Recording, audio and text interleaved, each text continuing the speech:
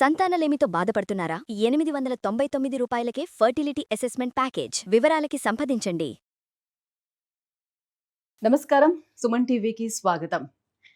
మనిషి ఆశాజీవి. ఈ రోజు కన్నా రేపు బాగుండాలని కోరుకుంటాడు. ఈ నెల కన్నా వచ్చే నెల బాగుండాలి, ఈ సంవత్సరం కన్నా వచ్చే సంవత్సరం బాగుండాలని ప్రతి ఒక్కరూ కోరుకుంటూ ఉంటారు. ఈ నేపథ్యంలోనే కొత్త సంవత్సరం ప్రారంభమైందంటే కొత్త ఆశలు, ఆశయాలు, కొత్త కొత్త ప్రారంభాలతోటి మొదలవుతూ ఉంటుంది అందరి జీవితం. అయితే ఈ కొత్త ప్రయాణం ఎలా కొనసాగుతుంది, మన జీవితంలో ఈ గ్రహాల ప్రభావం ఏ రకంగా ఉంటుంది, మన జీవితాన్ని ఎటువైపుకి తీసుకువెళ్తూ ఉంటాయని తెలుసుకోవాలనే కోరిక కూడా చాలా మందిలో ఉంటూ ఉంటుంది. అయితే ఈ 2026 ఆంగ్ల సంవత్సరం మరి ఈ గ్రహాల స్థితిగతులు ఏ రకంగా ఉన్నాయి, మనపైన ఎలాంటి ప్రభావాన్ని చూపిస్తున్నాయి, ఈ విషయాలన్నీ కూడా తెలియజేసేందుకు మనతో పాటు ఉన్నారు బ్రహ్మశ్రీ సుభాష్ శర్మ గారు, ప్రముఖ జ్యోతిష్య శాస్త్ర నిపుణులు. గురుగారు నమస్కారం. శ్రీమాత్రేనమండి.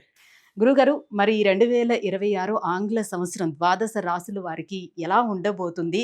ఓవరాల్గా మనం చూసుకునేటప్పుడు ఈ గ్రహాల స్థితిగతులతో ప్రపంచవ్యాప్తంగా ఎటువంటి పరిస్థితులను నెలకొనే అవకాశాలు ఉన్నాయి? తప్పకుండా తెలియజేస్తాను. ముందుగా వీక్షిస్తున్నటువంటి ప్రేక్షకులందరికీ శ్రీమాత్రే నమః, శ్రీ గురుభ్యో నమః. జ్ఞానినాంనపి చేతాంసి దేవి భగవతి హిసా బలాయ కృషమోహాయ మహామాయ ప్రయశ్చతి. ఓవరాల్గా మనం చూసుకున్నట్టయితే ఇది రాబోయేటటువంటి కొత్త సంవత్సరం పరాభవ నామ సంవత్సరానికి సంబంధించినటువంటి గ్రహకుండలి. ఈ గ్రహకుండలిలో కనుక చూసుకున్నట్టయితే ఈ సంవత్సరం మనకు 4 గ్రహాలు చంద్రుడు, కుజుడు, బుధుడు, రాహుతో కలిసి ఈ సంవత్సరము ప్రయాణం చేయడం జరుగుతూ ఉంటుంది.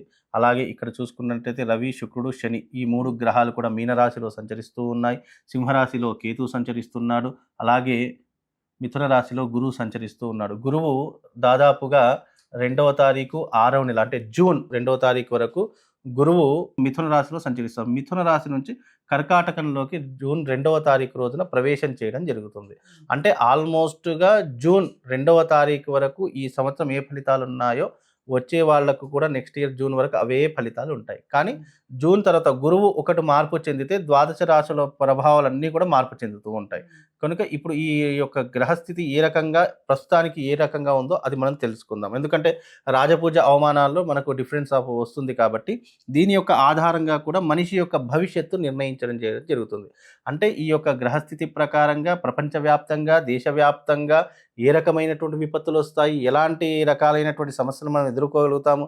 అంటే దేశానికి సమస్యలు వస్తే రాష్ట్రానికి వస్తాయి, రాష్ట్రానికి సమస్యలు వస్తే మనుషులకు వస్తాయి, మనుషులకు వస్తే ఆర్థిక పరంగా మొత్తం కూడా ఇబ్బందులు వస్తాయి. కాబట్టి ఒకదానితో ఒకటి ఛానల్ ఎట్లయితే ఛానల్ లింక్ ఉంటుందో అట్లా ఒకదానికి ఒకటి లింక్ అప్ అయి ఉంటుంది. కాబట్టి ఏ రకంగా ఉంటుందో ఓవరాల్గా మనం తెలుసుకుందాం ఫస్ట్. అయితే ఇన్ని రకాలైనటువంటి సమస్యలు 2025లో మనకి ఇన్ని రకాలైనటువంటి ఇబ్బందులు జరిగాయి. ఇప్పుడు రాబోయేటటువంటి 2026లో ఏ రకంగా ఉంటుందో అది ఒక విషయం మనం చూసుకుందాము. ఎందుకంటే ఇలాంటి వైపరీత్యాలు మళ్ళీ జరగకూడదని చెప్పి భగవంతుని ఆకాంక్షిస్తూ ఈ యొక్క గ్రహస్థితి ఏ రకంగా ఉందో ఇప్పుడు మనం తెలుసుకుందాం. గురుగారు, మరి 2026 మేషరాశి వారికి ఎలా ఉండబోతుంది? వాళ్ళకి ఈ గ్రహాల స్థితిగతులు ఎలా అనుకూలంగా ఉన్నాయా, ప్రతికూలంగా ఉన్నాయా? ముఖ్యంగా మేషరాశి వారికి గనక చూసుకున్నట్టయితే ఈ సంవత్సరము పరాభవ నామ సంవత్సరము చాలా అద్భుతమైనటువంటి ఫలితాలు ఉన్నప్పటికీ కూడా ఏలినాటి శని ప్రభావం వల్ల కొన్ని రకాలైనటువంటి మానసిక ఇబ్బందులు కావచ్చు, లేదు అంటే ఆర్థిక పరమైనటువంటి ఇబ్బందులు అధికంగా అనుభవించేటటువంటి లక్షణాలు ఈ సంవత్సరం ప్రారంభమవుతాయి. ముఖ్యంగా చూసుకున్నట్టయితే ఇక్కడ మేషరాశి వారికి 11 ఆదాయము, అలాగే వ్యయము 5, రాజపూజ్యము 2, అవమానం 4గా ఈ సంవత్సరం మనకు కనిపిస్తూ ఉంటుంది. ఇక్కడ మీరు చూసుకున్నట్టయితే ఆదాయం 11 ఉంది, ఖర్చు 5 ఉంది. అంటే సంపాదన ఎక్కువగా ఉంది, ఖర్చు తక్కువగా ఉంది అని చెప్పేసి చాలామంది భ్రమపడిపోతూ ఉంటారు. ఎప్పుడూ కూడా ఈ రెండింటినీ కూడా ఒకే క్యాలిక్యులేషన్లో వేయాలి. అంటే ఈ రెండు కూడా అంటే ఈ 11 + 5 2 కలిపితే గనక చూసుకున్నట్టయితే 16 సంఖ్య వస్తుంది. 16 అంటే ఇక్కడ ఏమవుతుంది అని అంటే గనక 16లో ఖర్చు 5% తీసేస్తే మనకు ఇక్కడ ఓవరాల్గా మిగిలేది 11. అంటే ఈ సంవత్సరము ఏదైతే మనం కొనుగోలు చేసేటటువంటివి కావచ్చు, లేదు అని అంటే కనుక ఆస్తులు కావచ్చు, ఇంకా ఏదైనా కావచ్చు, ఇక్కడ మీరు ఇంకా దానిని పోగొట్టుకొని ఇక్కడ ఆదాయం పెంచుకునేటటువంటి పరిస్థితులు ఏర్పడతాయి. బికాజ్ ఏంటంటే ఆదాయం పెరుగుతుంది అని అనుకున్నప్పుడు ఇక్కడ వ్యయం తగ్గుతుంది అని ఎప్పుడైనా కూడా ఆదాయము తక్కువగా ఉండి ఖర్చు ఎక్కువగా ఉండేటటువంటి ప్రయత్నాలు చేసుకుంటే ఏమవుతుంది అంటే కనుక ఈ రెండింటిని క్యాలిక్యులేషన్ వేస్తే ఇక్కడ ఖర్చు ఎక్కువగా ఉందంటే ఈ సంవత్సరం మనం శుభకార్యాలు చేయడానికి, లేదు అంటే లగ్జరీ లైఫ్లో అనుభవించడానికో ఇక్కడ ఎక్కువగా ఖర్చు చేసేటటువంటి పరిస్థితులు ఏర్పడతాయి.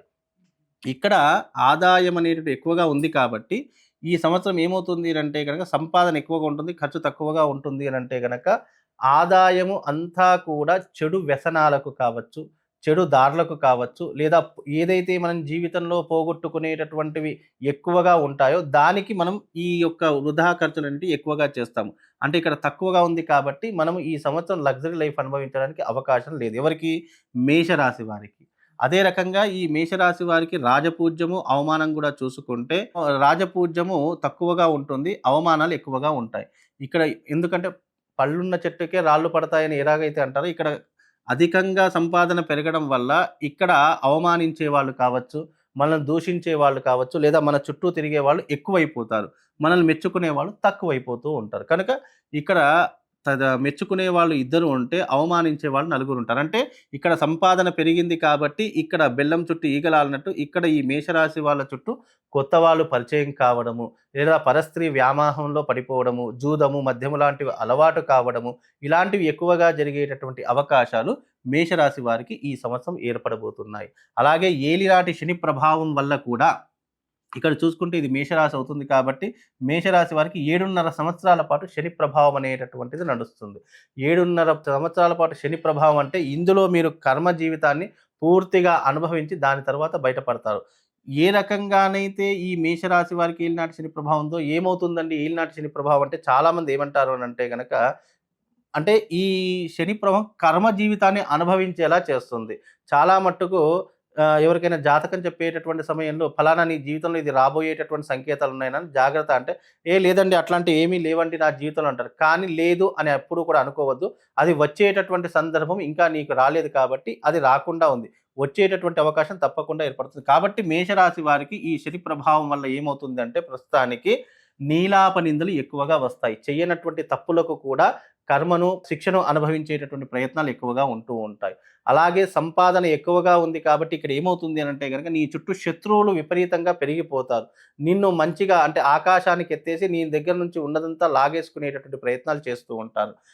ఇక్కడ శుక్రుడు కూడా ఉన్నాడు కాబట్టి ఫ్యామిలీస్ లైఫ్లో కూడా డిస్టర్బెన్స్ ఏర్పడుతుంటాయి. వైవాహిక జీవితంలో కావచ్చు, లేదంటే కుటుంబ విషయాల్లో కావచ్చు, ఇబ్బందులు కూడా ఏర్పడేటటువంటి అవకాశాలు ఎక్కువగా ఉన్నాయి. అలాగే రవి కూడా ఉన్నాడు కాబట్టి కోపము, ఆవేశము, షార్ట్ టెంపరు ఇలాంటివి కూడా ఎక్కువగా వచ్చేటటువంటి అవకాశాలు ఈ మేషరాశి వారి యొక్క జీవితంలో ఏర్పడబోతూ ఉన్నాయి. కనుక మేషరాశి వారు ఈ సంవత్సరం చాలా జాగ్రత్తగా ఉండే ప్రయత్నం చేసుకోవాలి.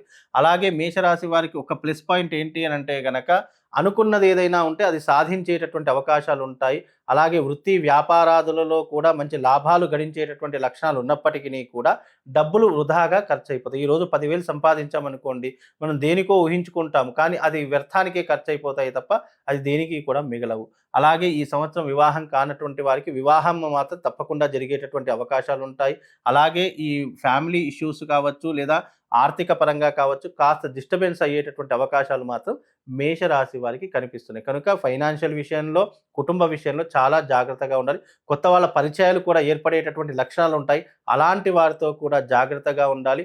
ఈ సంవత్సరం మేషరాశి వారికి కొత్త పరిచయాల ద్వారా కావచ్చు, లేదా తన జీవితంలో వచ్చేటటువంటి ఒక అమ్మాయి ద్వారా కావచ్చు, కొద్దిగా ఇబ్బందులు ఎదుర్కొనేటటువంటి సమస్యలు మాత్రము మేషరాశి వారికి ఈ సంవత్సరం ఏర్పడబోతున్నాయి. కాస్త జాగ్రత్తగా ఉండే ప్రయత్నం చేసుకుంటే అంత శుభం లాభం కలుగుతుంది.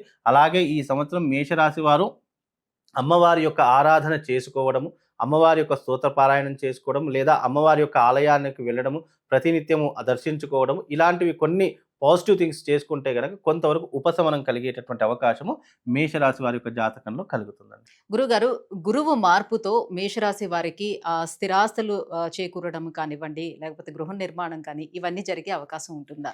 ముఖ్యంగా గురువు జూన్లో మార్పు చెందుతున్నాడు కాబట్టి వీళ్ళ యొక్క గ్రహస్థితి జూన్ వరకు అదే రకంగా ఉంటుంది. జూన్లో ఎప్పుడైతే కర్కాటక రాశిలో గురువు ఎంటర్ అవుతాడో కొంతవరకు మేషరాశి వారికి, అదే చెప్తున్నాను, కొంతవరకు మేషరాశి వారికి జూన్ తర్వాత అదృష్ట యోగం కావచ్చు, లేదు అని అంటే ఆకస్మిక ధనలాభం కావచ్చు, లేదా ఇప్పుడు ఈ 6 నెలల్లో పడుతున్నటువంటి సమస్యలకు చిక్కుముడులు ఏవైతే ఉంటే అది కొంతవరకు ఆ డిస్టర్బెన్స్ నుంచి బయటకు వచ్చేటటువంటి అవకాశం జూన్లో మేషరాశి వారికి ఏర్పడబోతుంది. కనుక జూన్ వరకు మాత్రము నేను చెప్పినటువంటి లక్షణాలే ఎక్కువగా జరిగేటటువంటి సంకేతాలు మాత్రము మీకు మేషరాశి వారికి కనిపిస్తూ ఉంటాయి. ముఖ్యంగా ఈ యొక్క జనవరి నుంచి ప్రారంభమయ్యేటటువంటి కొత్త సంవత్సరం ఏదైతే ఉంటుందో జనవరి నుంచి జూన్ వరకు మేషరాశి వారు కాస్త జాగ్రత్తగా ఉండే ప్రయత్నం చేసుకోవాలి. జూన్లో గురువు మార్పు చెందుతాడు కాబట్టి అప్పటి నుంచి కొంతవరకు ఉపశమనం కలిగేటటువంటి అవకాశాలు మాత్రం తప్పకుండా కనిపిస్తాయి. మీరు భగవత్ ఆరాధన చేసుకోండి, అమ్మవారి యొక్క ఆరాధన చేసుకోండి, కొంతవరకు ఉపశమనం కలిగేటటువంటి అవకాశాలు కనిపిస్తాయండి. గురుగారు, ఈ 2026 మేషరాశి వారికి ఎలా ఉండబోతుంది? ఎటువంటి పరిహారాలు చేసుకుంటే ఇంకా అద్భుతంగా ఉంటుంది? విషయాన్ని తెలియజేసినందుకు ధన్యవాదాలు. శ్రీమాత్రే నమః.